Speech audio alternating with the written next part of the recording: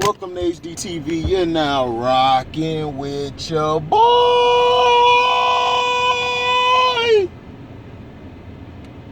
Almost got in an accident just pulling out the driveway. Then the damn dog tried to come bark at me, ran to me. I'm like, dude, I stay next door. I swear the dogs here are dumb as hell. People don't know how to train they stupid behind dogs. Keep they butt in line. To me, you shouldn't even have a dog. If you can't keep your dog in line, even with a leash on, he ready to attack like that, it's like, dude, you gotta train that dog to chill, because a dog gonna jump on somebody one day and then that person gonna kill that dog or hurt that dog. And then you're going to have all these people coming out of nowhere. You shouldn't have hurt an animal, man. F the animal rights. What about my rights? You know what I'm saying? So, my bad, man. I gave y'all a little quick story of how the morning's going. But I got to see Black Widow. Black Widow. I got to see it, and Black Widow was better than what I expected. It was actually a good movie. I would give it about 2.5 stars, maybe 3. I would probably give it 3 if it wasn't for some parts in the movie they could have just been without. Now,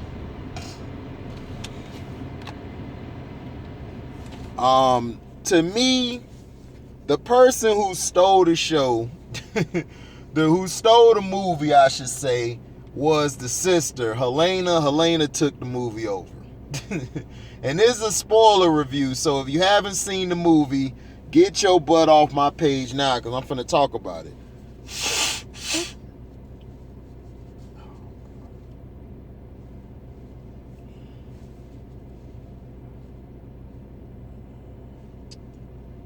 So, you know, you guys go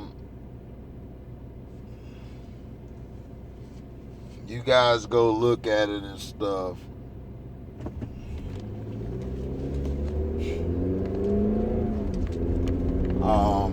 Please go look at it, because I'm finna spoil it. Basically it starts off with her and Ross going back and forth. You know, Ross is looking for her to bring her in, but she keeps giving him the slip. So her sister Helena was under some type of mind control, it seems like, and when they were chasing after this person who defected from their group, who was under the same brainwash as them, they call themselves the Widows. So this girl was being chased. Helena was finna kill her unbeknownst, because she was under mind control. And basically the girls pressed something on a vial, unleashed a pheromone that basically woke Helena up. And Helena was like, what have I done? And things like that. It's like she recognized the girl, so she was trying to tell her. She gave her all the vials and said, look, protect the others, wake the others up. So she tore the tracking device out of her leg and she bounced, and then she became the target. So from then on, she sent the vials to her sister, well, which we find out later isn't really her sister. They were just put together to be trained to be ready to be under the mind control, or be under control as a widow, turn into an assassin and a spy. That's what they were trained for. But the dad, he didn't know that they were under some type of brainwash and everything. Well, you know, he was all brawn and no brain. So he was the Red Guardian. He was Captain America's arch rival or something like that. And basically Natasha basically flew where Helena was at, and she went to where Helena was at. Once she went there, she basically Helena basically told her, like, why the hell would you come here with it? And then that's when they got ambushed, and they basically fought each other, which was a cool scene. They greeted each other, they fought, and then Natasha said truce because she was like 2 or 3 seconds from killing Helena. Had her wrapped around the neck with the curtain. So it started off good, and you know, it kept going, and then it was moving at a fast pace. Then they went to go free. They're basically being chased. First of all, they're being chased by the Taskmaster. Now, people said they were upset at how the Taskmaster was. Like, some people were saying that. I don't know, because I never read the Black Widow comic. So to me, it looked it good to me. Taskmaster looked it raw. Taskmaster was raw as hell. Later we found out that Taskmaster's was the daughter who Natasha thought she killed, which was the main guy who she was trying to kill, but it was actually the daughter who got messed up, and then he had her under brainwash to kill Natasha. That was just her whole mission. Kill Natasha, kill Natasha. So that was her whole mission, the whole movie, was to try to kill Natasha. So, and retrieve the vials was first, and then kill Natasha. So they had their fighting scene together when Natasha's thing, like, something went out. Like, you know, I'm all over the place. I apologize, because things are just popping up in my head. So she was leaving to go get some more fuel for the generator, because the generator, her friend, said it was, he basically was saying it was gonna last a while, but it didn't. So she was gonna go get some gas. That's when she got hit by a missile or a bomb or something, and that's when the Taskmaster shows up. The Taskmaster and her were going at it, and she figured out the Taskmaster wanted the package that was sent to her, which was sent to her by her sister. So once she got it, like, she took the vials out of the box and used the box as, you know, as it's still in there, and Taskmaster kicks her ass off the bridge. So Taskmaster thought that she had it, but she didn't. So she was like, oh, okay. So she knew that she had to track her down again to get the vials.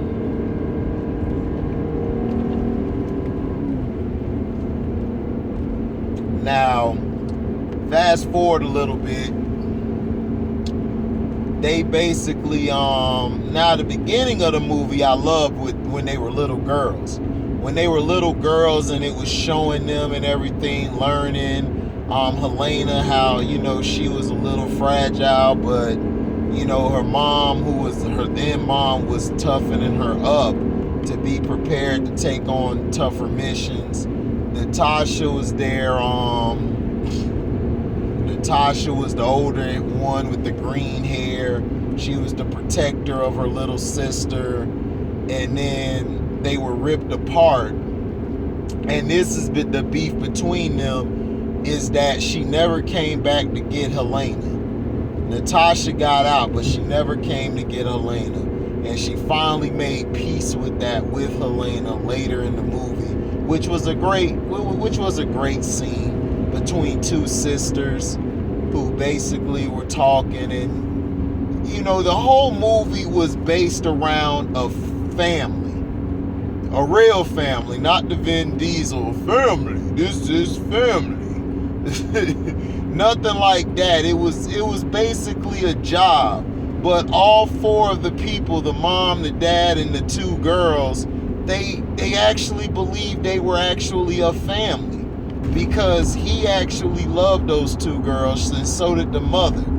You know, he just didn't know how to express it because he was all brawn, no brain. The dad was funny. The dad was hilarious the whole movie, especially when they went to go rescue him out of the jail. Out the prison, excuse me. Not jail, he was in prison, and they broke him out. That was funny.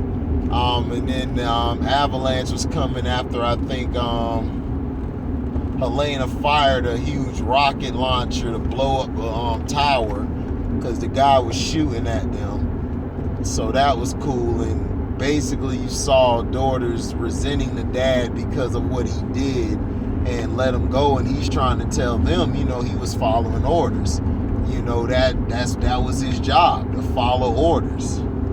You know, it wasn't supposed to be like that, but it is what it is. But, you know, and then the daughter Helena, Helena was funny. She was getting on Natasha, talking about, you always doing that pose when you drop down. And, you know, she was like, she tried to mimic it. She tried to mimic Natasha's pose. That joint was funny. I was crying on that scene, laughing. And it had its parts when they met the mom, how she had the pig doing what it was doing. That was neat, showing the control. That scene there made the whole movie to me, because it showed everything that they went through, that they gone through, and how they were trying to resent it. Helena was still the little girl, even though she was older now, drinking liquor. You know, that's why I love this movie. They was drinking liquor left and right. I'm like, man, this is my type of family. Get toasted. Because all y'all life screwed up. But Helena still was that little girl. She was still the little girl. She still was the little girl at heart. She's looked at it as family. She told Natasha, you left me there. You should have came and got me. And it's the truth. Natasha should have went back for her and saved her. That's what she should have done. That's your baby sister. You know, regardless of if it's true or not, y'all were raised together.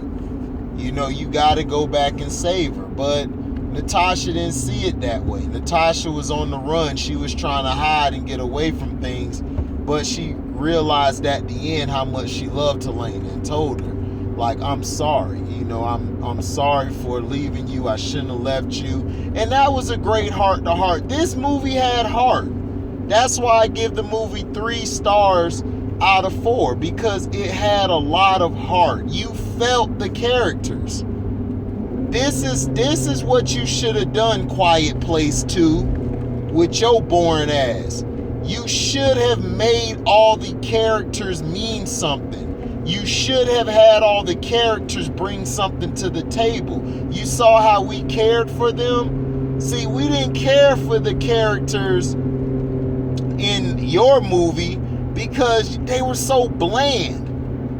The monsters were the only thing that we liked. We were like, man, just kill all of them. That's how I felt. I felt like kill all of them. And then you made the son, who low-key in the first one saved y'all asses. If it wasn't for him the whole movie, y'all would have all been dead. And then you bring him back in part 2 and make him helpless?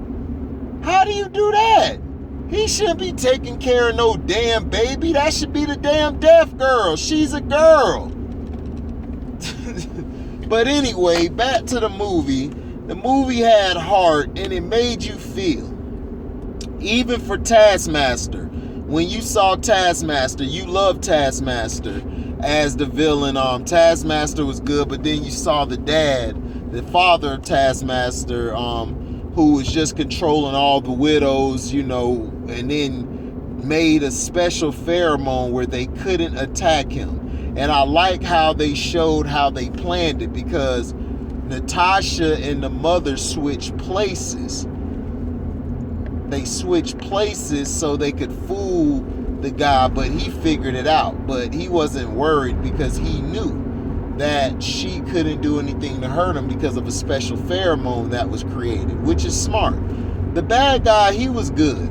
I loved him because he showed no heart. He was ruthless. He was to the point. You know, he was Russian. And that's how they do, man. They're to the point. They show no remorse, and he did it. But the mother, like how they did the switcheroo was nice. And then at the end, like, Natasha should have died 80 times. That's the only reason why I give it 3 and not 3.5 or 4, because it was just unbelievable. But now we understand why she was able to live so long, why she was able to hide so well, because of her training, and they were given their brain was cut, they were given some type of sedative to put them in line. But she broke out of the mind control by hitting her head on the table and messing the nerve up in her head.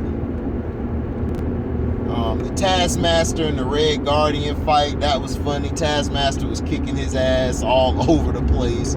The mom got locked down, so she had to do something else. She had to climb through the air ducts and everything to get to where she had to get to handle things. Natasha was getting jumped by the widows after she was beating the hell out of the bad guy, Drokov. I think that's his name, Drokov.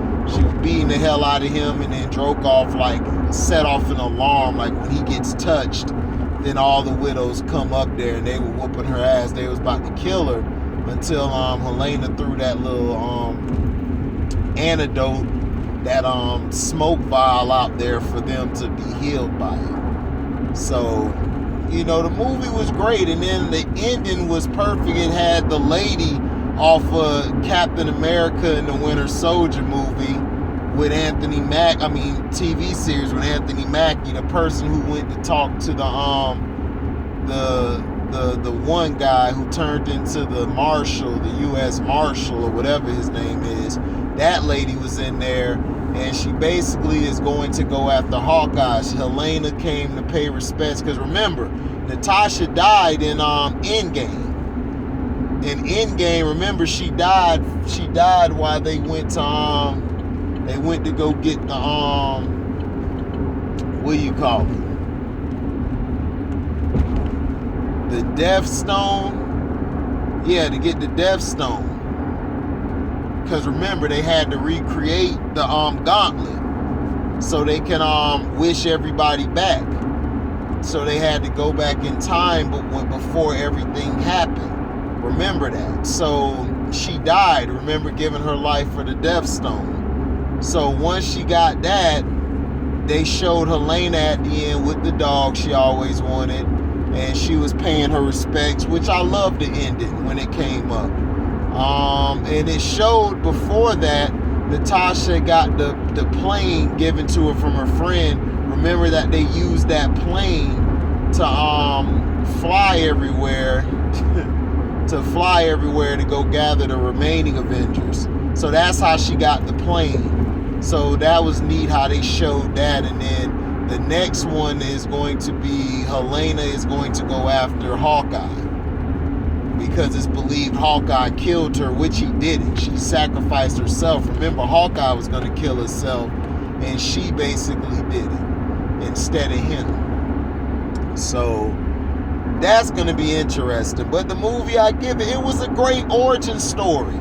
Like, I don't see why people were so mad at it. They hated it and stuff. And I'm like, why do y'all hate this?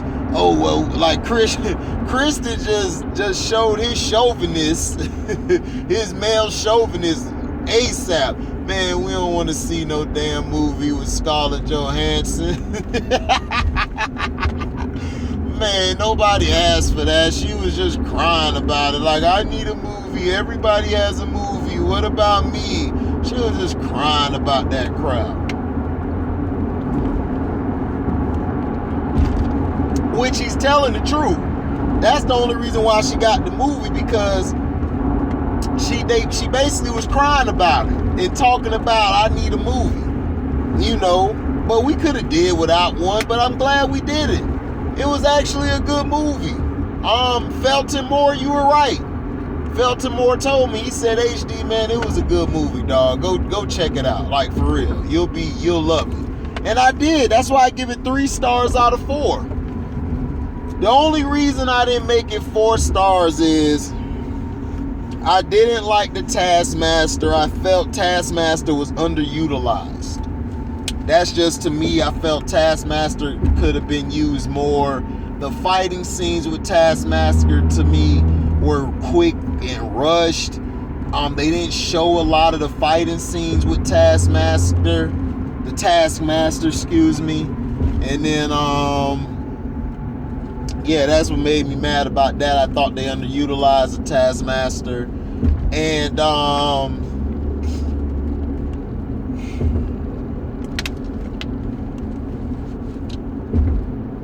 the other scene that I didn't like was,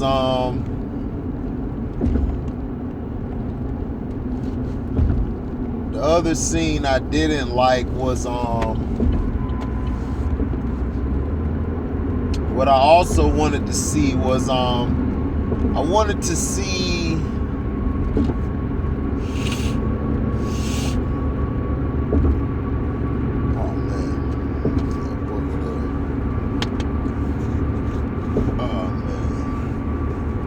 I basically wanted to see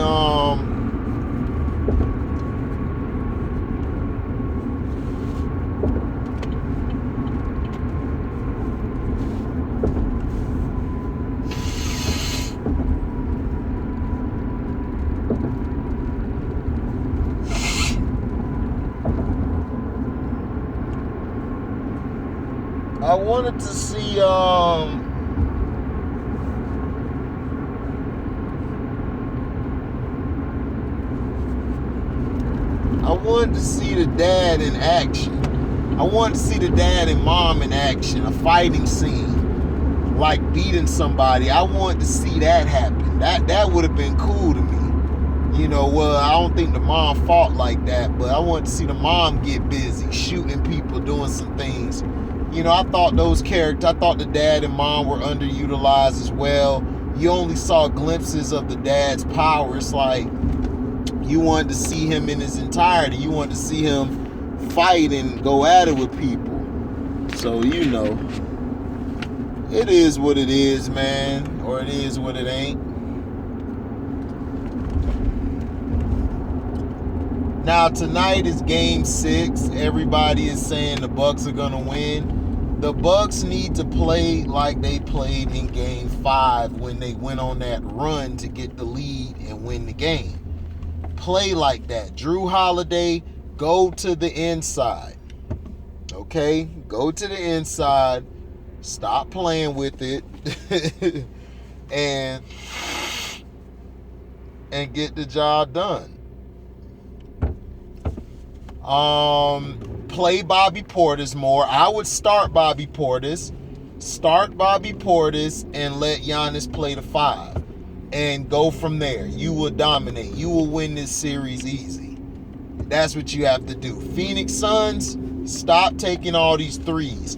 Work the ball to Aiden. Get Aiden involved in the game early. If he gets in foul trouble, cool. Bring him back.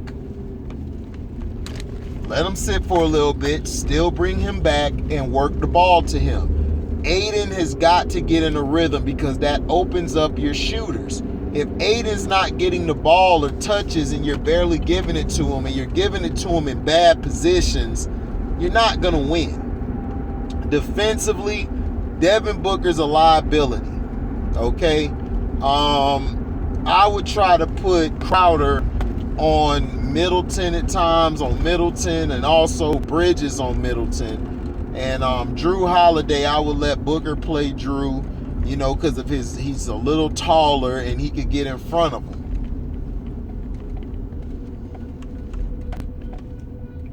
But that's just me.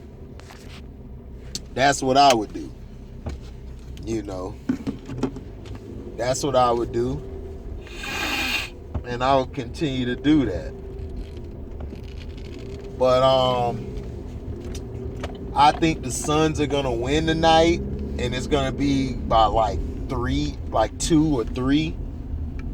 Because I just don't trust the Milwaukee Bucks. The Milwaukee Bucks are very dumb to me. They make some of the dumbest decisions I've ever seen from a team that's supposed to be a championship caliber team. You know, to me, they're very fraudulent, but I give respect where it's due. And oh yeah, I saw you, LeBrownies, and all you little bums. Stop hating on Giannis. Giannis has done nothing wrong but do what a lot of you bums couldn't do. He stayed. He stayed. He stayed where he was at. He fought where he was at. The organization rewarded him by getting him the players. You know what he did? He busted his ass. He busted his ass to win the game, and he did his job as a man. You guys have got to stop dissing people because they're not LeBrownies Jankles. Just because they're not LeBrownies doesn't mean you need to diss them.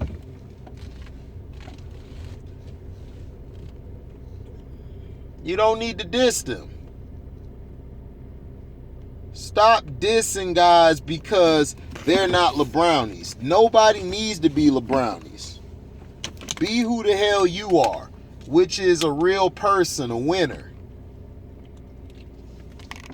But I got this series going to 7, and I think the Bucks will close it out in 7. So thank you for listening. Like, comment, subscribe, share this. Hit the notification bell to select all to receive upcoming notifications. If you like what you hear, you can donate to the Cash App by Cash Apping me at the word welcome, the number 2, and then HDIITV. And go see the Black Widow movie. I give it 3 stars out of 4. It was a good movie. It's just some parts I felt they could have did without, and some parts they could have added. So thank you for listening. We're out. Deezy. Oh yeah, shout out to Lobo for reaching 1,000K, man. I'm appreciative of you. Lobo, I didn't know you had a page until I saw you one day. I saw that profile picture and I said, Lobo do music. I'ma holler at you for some beats, dog, so I can start writing and doing what I gotta do, because I'm finna get my studio put together. But shout out to Lobo for reaching 1,000. Shout out to Seahawks Jose Rodriguez, C-Pen for the Win Show, the Mac Mizzle Show, Carcino for Life, Kwame Brown, Bus Life, Self-Taught, Ticket TV, Pro Basketball, and all his channels. Who did it this time? Please go to his page. He got a great page out there. So thank you all for listening. We're out this time. Deezy.